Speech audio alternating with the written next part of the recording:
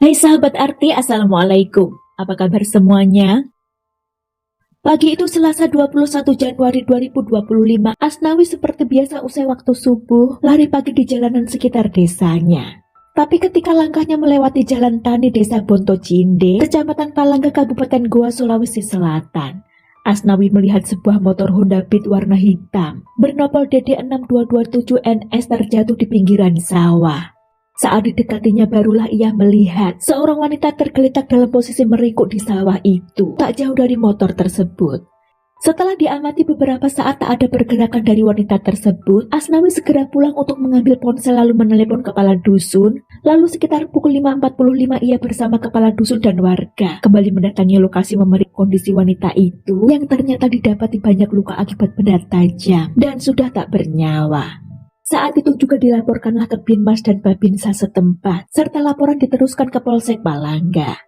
Beberapa saat kemudian tim dari Polsek Palangga dan Inafis Polres Goa yang tiba di TKP sekitar pukul 6.30 segera melakukan olah TKP serta pemeriksaan. Di sana mereka menemukan barang bukti berupa sebuah sepeda motor jenis Honda Beat warna hitam dan sepasang sendal wanita yang diduga milik korban. Setelah dilakukan pengecekan nomor polisi motor itu, barulah diketahui identitas korban atas nama Putri Indah Sari Nur Cahyani, berusia 19 tahun, warga lingkungan Labakang Desa Maradekaya, Kecamatan Bajeng, Kabupaten Goa, Sulawesi Selatan.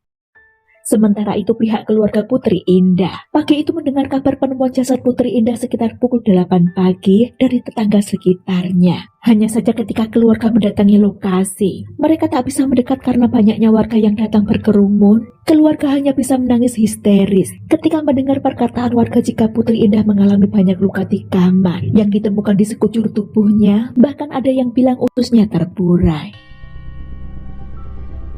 Jenazah korban dievakuasi ke Rumah Sakit Bayangkara Makassar guna dilakukan otopsi. Dari hasil otopsi itulah baru diketahui jika korban mengalami 79 luka tusukan, 12 luka memar, 1 luka lecet dan 6 luka sayatan, sehingga total memiliki 98 luka di tubuhnya. Selain itu diketahui juga fakta jika korban sedang dalam kondisi mengandung dengan usia kisaran 4 hingga 5 bulan. Malam itu juga, Selasa 21 Januari 2025 usai dilakukan otopsi, jenazah korban diserahkan kepada pihak keluarga dan langsung dimakamkan. Dari keterangan keluarganya, malam sebelum ditemukan tewas Selasa paginya, sekitar pukul 21.00 setelah menerima telepon, Putri sempat berpamitan pada orang tuanya bahwa malam itu ia akan keluar menemui temannya. Hanya saja ia tidak mengatakan akan ketemuan di mana dengan teman yang dimaksud ini.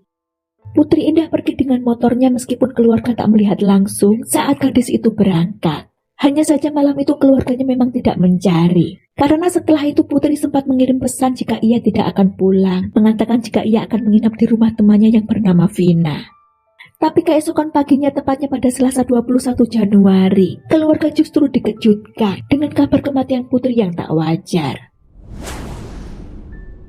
Putri Indah Sari Nur Cahyani, seorang gadis berusia 19 tahun, merupakan anak pertama dari 5 bersaudara. Putri berasal dari keluarga yang sangat sederhana. Kedua orang tuanya yang sehari-hari hanya bekerja sebagai buruh tani, tentu saja kesulitan mencukupi kebutuhan anak-anaknya.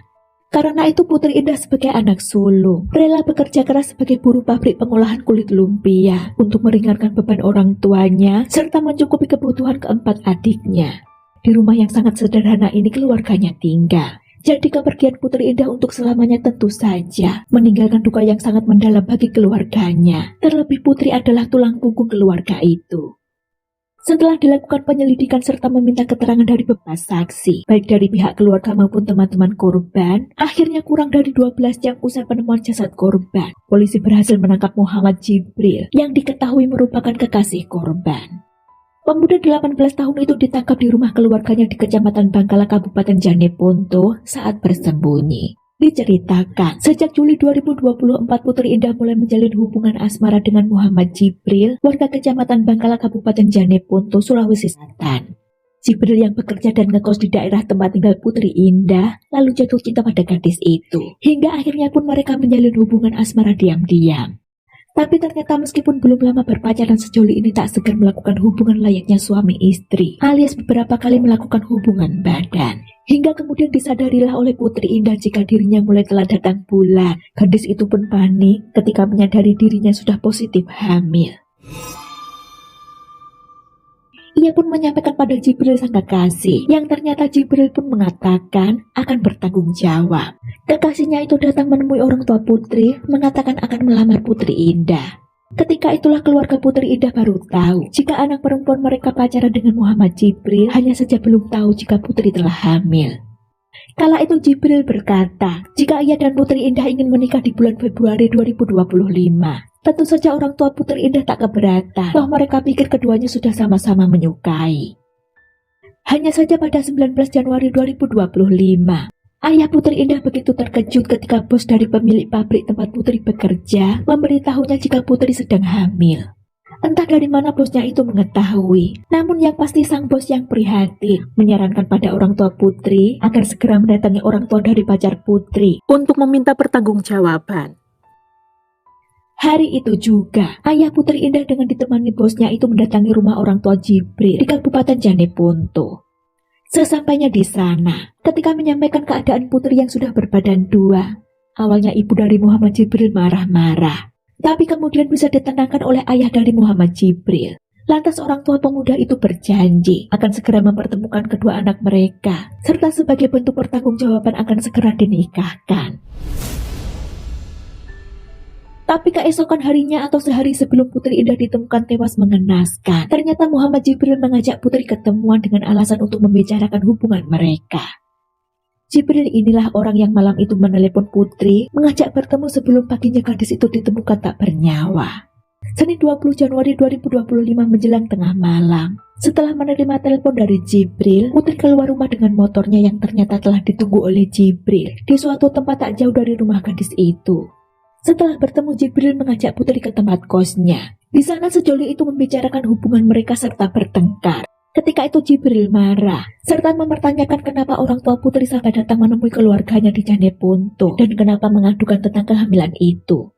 Jibril marah karena menurutnya, akibat kedatangan orang tua Putri yang mengadu, ia jadi kena marah orang tuanya. Setelah obrolan itu, sekitar pukul 2 dini hari Jibril mengajak Putri untuk jalan-jalan keluar, alasannya untuk mencari angin. Pemuda itu meminta agar mereka naik motor masing-masing saja, dengan alasan nanti pulangnya biar gampang. Tanpa rasa curiga, Putri pun menurut. Remaja 18 tahun itu mengarahkan motor ke arah persawahan desa Boto Cinde di Kecamatan Palangga. Di area persawahan yang sangat sepi itu tanpa basa-basi, pemuda itu langsung menghujamkan pisau yang ternyata sudah dibawanya ke tubuh kekasihnya itu bertubi-tubi tanpa ampun. Setelah memastikan Putri tak lagi bergerak, Jibril meninggalkan lokasi persawahan itu dengan motornya pulang ke rumah orang tuanya di Kabupaten Jeneponto. Dari pengakuan Muhammad Jibril, ia menghabisi Putri Indah yang sedang mengandung darah dagingnya itu dengan cara yang begitu keji, lantaran sakit hati. Karena kekasihnya itu mengadu soal kehamilannya pada keluarganya di Jeneponto dan meminta segera menikah. Padahal sebelumnya mereka telah sepakat jika pernikahan akan dilakukan pada Februari 2025 tanpa perlu mengatakan tentang kehamilan itu pada keluarga masing-masing. Karena terlanjur emosi, ia lantas berniat untuk menghabisi saja nyawa kekasihnya itu dengan sebilah pisau yang dibawanya dari tempat kos. Remaja berusia 18 tahun ini dijerat dengan pasal pembunuhan berencana sesuai pasal 340 KUHP, subsidiar pasal 338 KUHP tentang pembunuhan dengan ancaman maksimal hukuman mati, penjara seumur hidup, atau maksimal hukuman 20 tahun penjara. Sekian kisah ini, mari kita ambil pembelajaran ya dari kasus ini. Hati-hati dalam menjalin hubungan. Terima kasih waktunya, jaga diri, see you.